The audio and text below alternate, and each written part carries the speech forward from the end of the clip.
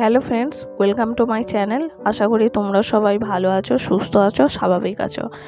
আজ আমি তোমাদের সাথে শেয়ার করব একটা নতুন পাকোড়ার রেসিপি।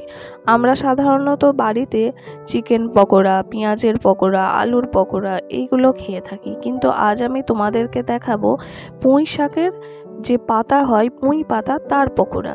তো পুঁই পাতার পকোড়ার জন্য আমি এখানে দুটো পুঁই ডগার যে কচি কচি পাতাগুলো সেইগুলো আমি এইখানে প্রায় 10টা মতো নিয়ে নিলাম। তো এই পাতাগুলো আমি নেব, কারণ বেশি বুড়ো পাতা নিলে হবে না তা নয়, হবে, কিন্তু কচি পাতার যে পকোড়াটা বানাবো তার টেস্টটা খুব ভালো হবে।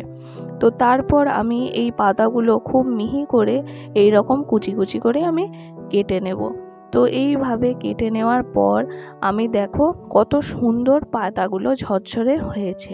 তো এরপর এইগুলো আমি একটা জায়গায় সরিয়ে আমি তারপর অর্ধেক আমি পেঁয়াজ আর বরবটি, ক্যাপসিকাম, গাজর আর দুটো কাঁচা লঙ্কা কেটে নেব। তো বন্ধুরা দেখো, হাতের কাছে আমার এই কটা সবজি ছিল, তাই আমি এই কটা সবজিরই ব্যবহার করছি এই পুঁই শাকের পকোড়াতে। তা তোমাদের হাতের কাছে যটা সবজি থাকবে তটা সবজি তোমরা দিতে পারো, কুচিয়ে অল্প ছোট ছোট করে কেটে। কারোর কাছে যদি ক্যাপসিকাম, গাজর বা বরবটি নাও থাকতে পারে, শুধু পুঁই শাকের আর পেঁয়াজ দিয়ে এই পকোড়াও খেতে খুব টেস্ট, ভাতের সাথে, মুড়ির সাথে খেতে বা খুব ভালো লাগে, বা সসের সাথেও খেতে খুব ভালো লাগে। তো তোমরা বাড়িতে এটা বানিও।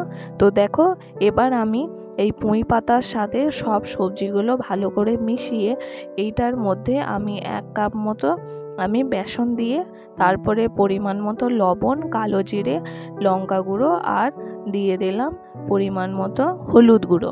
তারপর মাত্র অল্প জল দিয়ে এটা আমি খুব চটকে মাখাবো, যাতে পুঁই পাতা থেকে জলটা বেরোয়।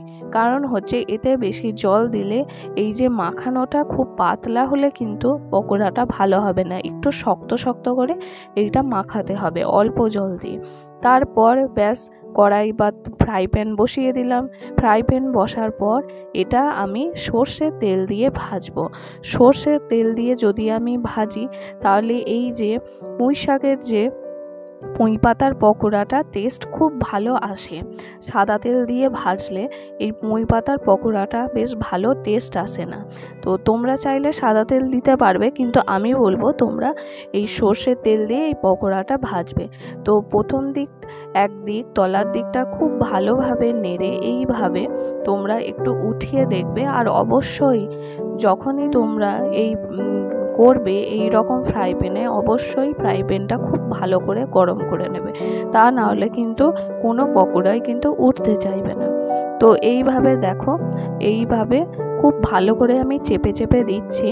তো গ্যাস কিন্তু এখানে কমিয়ে দেবে, অল্প আঁচ থাকবে, বেশি জোর দিলে কিন্তু ভেতরটা সেদ্ধ হবে না, অথচ বাইরেটা পুড়ে যাবে। তো এইভাবে আমি আস্তে আস্তে উল্টে পাল্টে আমি একটু এইরকম খুন্তি করে আমি চেপে দিচ্ছি, যাতে এইটা ভেতর থেকে ভালো করে বসে যায়। তো তারপর এইটা আমি আস্তে আঁচে, খুব বেশি আঁচ না দিয়ে আমি অল্প আঁচে এইটা আমি ভেজে নেব খুব ভালো করে। তো দেখো কি সুন্দর একটা কালার চলে এসেছে। তো এরপর এটা আমি উঠিয়ে দেব।